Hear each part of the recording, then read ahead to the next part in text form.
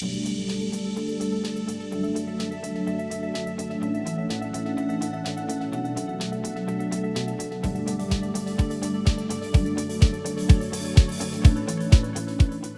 I'm Maia Jenkins, and I'm an editor at RIS and CGT. Welcome to this 360-degree view fireside chat, where we explore some of the most important trends and topics impacting our business today.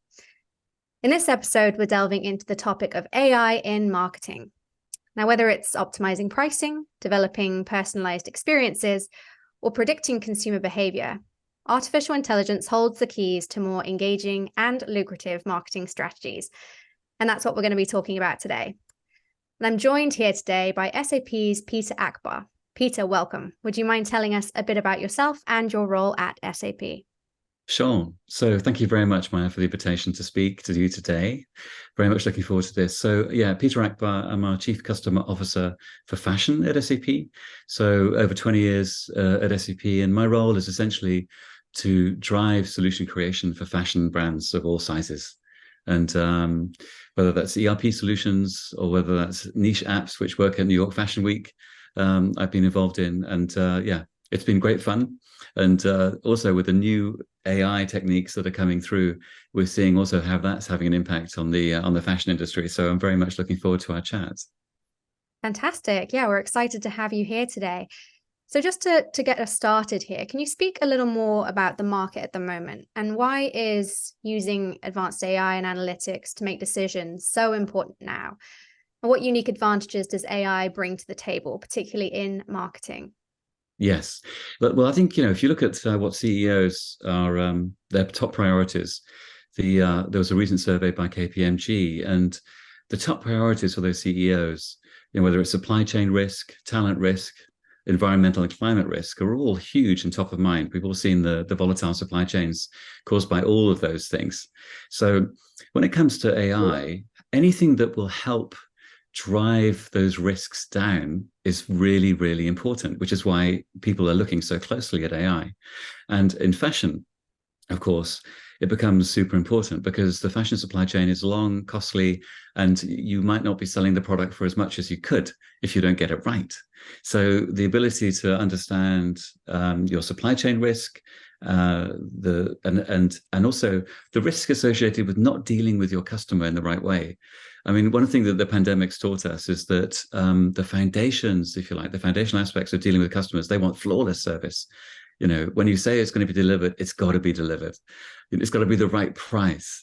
If I've been looking for a product and I've already bought it, for goodness sake, don't email me again about that same product. We've all been in that situation, which to my mind, as a fashion tech person, just you realize something's wrong when that's happened.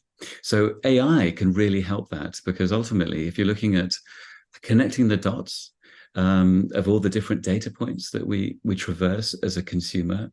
Think about, you step into a store, you buy something, you're online, you buy something, you might receive email, you might make social posts, you might review things. If you can connect all those things together, and of course we do with our solutions, you can then come up with, use AI to actually connect the dots and actually get a proper set of, should we say, marketing results.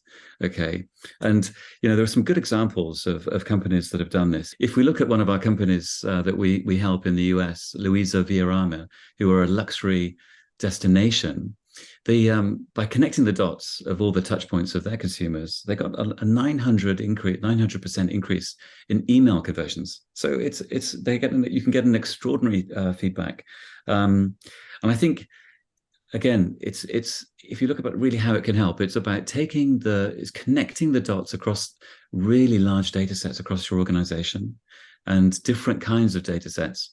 I've been long enough in the fashion industry to know that when we started, it was all about big databases that were very different, and you needed an army of developers to go and connect the dots. AI really just gets around that. And things like ChatGPT and generative AI actually get into the data in ways that really an army of developers can't do. So it's about speed to market. It's about getting the right touch points to the customers, and really, and this is the exciting thing, I think, it's about delivering the right result for the end consumer. So those are some of the things we're thinking about right now.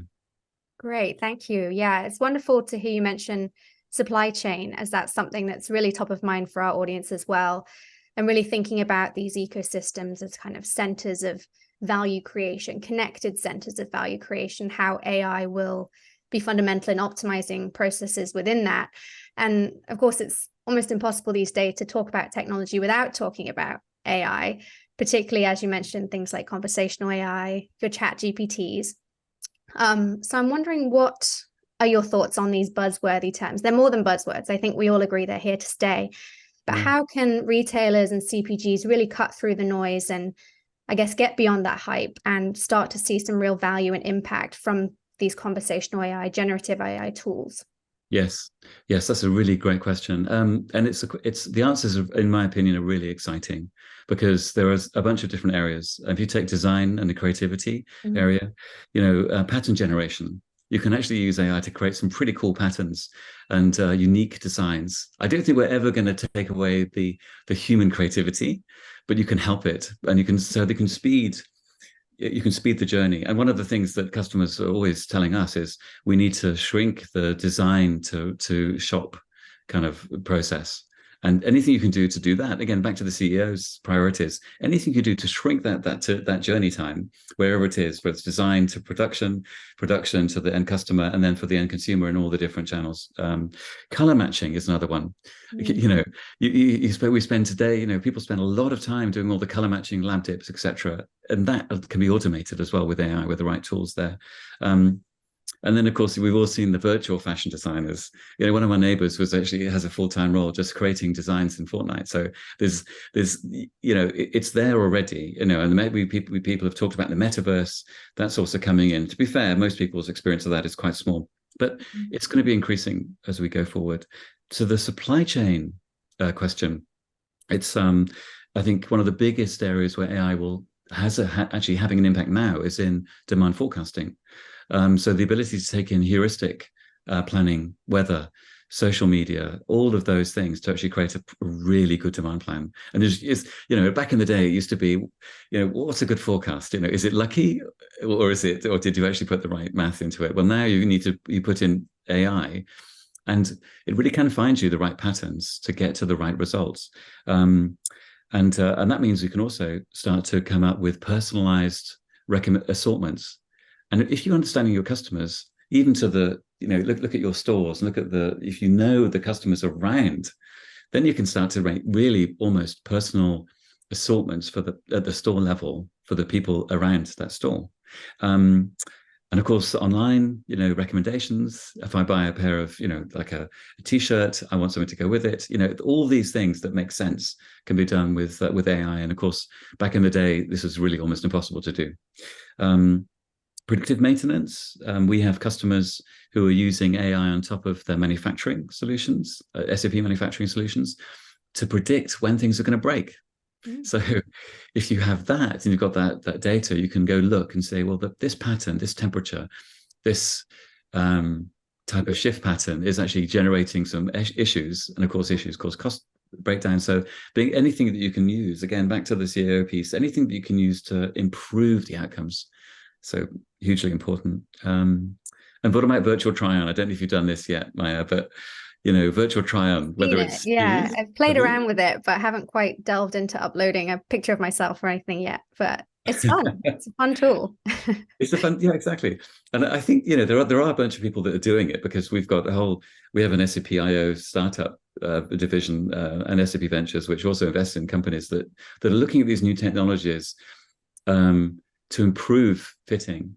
Because if you look at the returns, I mean, we've all been there. You buy 3 of something and send 2 back. And look at H&M. There's also one of our customers, now saying that they're charging now for returns, right? So now, which will be rolled out across most of their markets, in my opinion. So, and I think they're the vanguard. I think this is the days of free returns are going to be numbered. So yes, so anything that will do to improve the fitting. I think where people balk, of course, is that sending photographs and how you anonymize that and get to a proper fit. And ultimately, let's face it, retail stores are not going to go away, because after the pandemic, we love going in, and getting the right fit is super, super important. So getting that right balance, and I think AI is quite clever here, because if you rely on the data to suggest the right fit, you can get a really good fit and thereby reduce the returns. And then, of course, when you do get the return, what are you going to do with it? So, and how can AI help in that respect? I mean, so we're also investing in a re-commerce platform to enable brands to bring in secondhand clothing effectively, because it's once it's out, it's come back in. If it's nearly new, great, I can put it back on the shelf.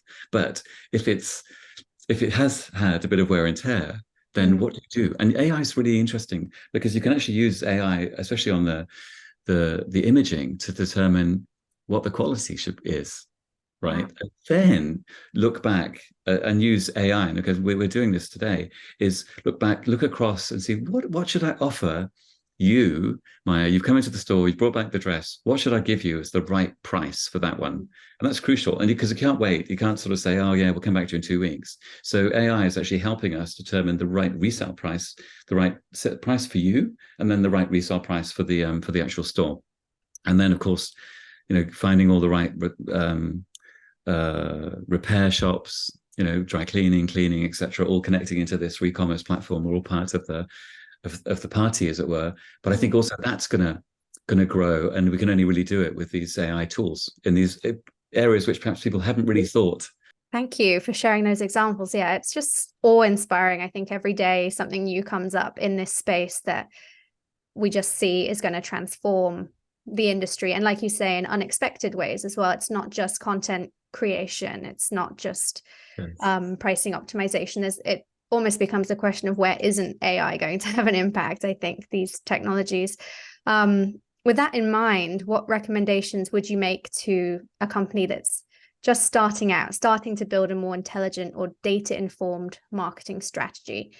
What would be like a good first step if they're on day 0? Yeah, that's a really good question. And, you can't boil the ocean on day 0, and neither do you really want to. The sustainability anyway. We have to get rid of that phrase anyway. No, but there are some really good and relatively straightforward steps that a starting company can make. And they are really about looking at the data that they've already got and connecting the dots. So it's about having a unified marketing strategy that looks at all the different customer touch points. And you can do this today and do it pretty quickly. We're not talking about years or even months. You can get really good insights on with just weeks of connecting the data together. And our Emarsys solution will do a good job of that. Good examples as well all around. People can check the website, but that's definitely where I would first start. You don't need to put in a giant or any kind of ERP to put this thing together. I would suggest that the marketing pieces are probably the piece that will make the fastest impact, if you're starting from scratch. So that would be one thing, right? Get the marketing right and use AI to connect the marketing dots. The second thing, I think, is really having a solid foundation for the future. Because if a fashion company wants to be around, they need to be agile. They need to understand their supply chain, right? It's interesting because when you look at traditional retail, if I'm buying a can of baked beans, I don't design the baked beans, right? You buy them. So it's a buy and forget model. If you're a fashion retailer, whether you're a brand or otherwise, you typically have to design your product. So investing in a solution where you can understand what's happening at all aspects of procure to pay, manufacturing, selling, which is connected again into your selling systems. And of course, ultimately your marketing. So you've got like different tiers. So don't forget your foundation. You will need it as you grow. And we've seen that with customers like, for give you an example, Under Armour. When Under Armour came to us, they were a $200 million company. And this was some years ago, and now they're well over 5 billion. So there's, I think, the best designers plan for growth.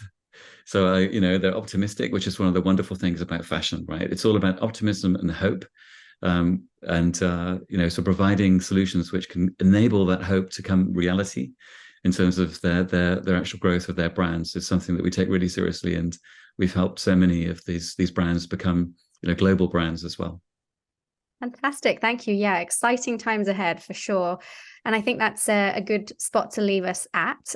So thank you so much, Peter, for talking to us today and giving us some insight into what you're up to over at SAP. And thank you to everybody for watching at home. And don't forget to check back at risnews.com, consumergoods.com and retailleader.com for more fireside chat.